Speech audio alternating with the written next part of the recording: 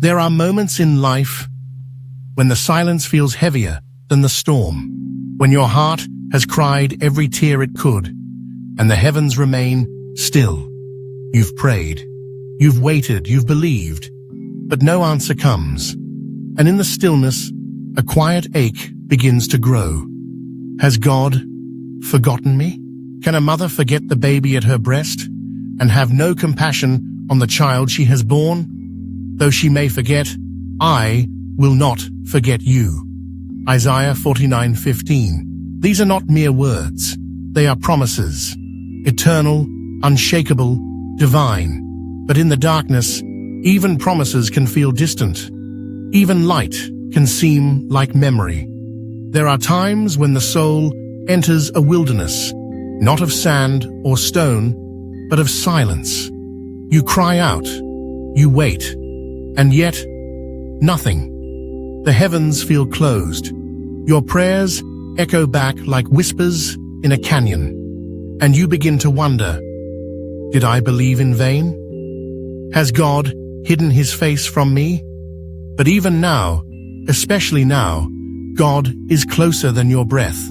His silence is not absence. His quiet is not neglect. It is the sacred hush before something holy begins. God does not abandon his children in the wilderness. He meets them there. Not always with a roar, not always with a miracle, but often with a stillness so deep it begins to teach you how to breathe again. The wilderness is not a place of punishment. It is a place of purification, where illusions burn away and only what is eternal remains. The same Spirit that led Jesus into the wilderness leads you into yours, not to destroy you, but to form something unshakable within you. You may think you're wandering aimlessly, but heaven sees a path being formed beneath your feet, stone by stone, step by step. You are being led. In the silence, God strips away every false comfort. In the stillness, he teaches you how to stand. In the dark, he becomes your only light. What feels like delay is often sacred preparation. What feels like distance may be divine intimacy, unfolding in a language your heart has not yet learned to speak. You are not being punished. You are being pursued by a love so holy, it waits until you are quiet enough to hear it whisper, I am still here. I never left. I have carved your name into my hands. Isaiah 49:16. Think about that.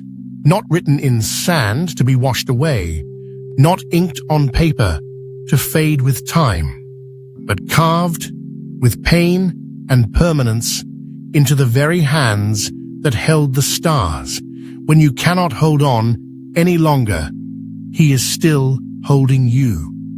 In the silence, your faith is no longer about outcomes, but about presence. Not about answers, but about the one who listens, even when he does not speak. God's silence is not the absence of his voice. It is the deep work of his hands. He is digging wells in your soul so that one day, when the rains come, you will carry water, not just for yourself, but for those still wandering. So if you feel forgotten, it does not mean God is gone. It means the healing is deeper than you imagined.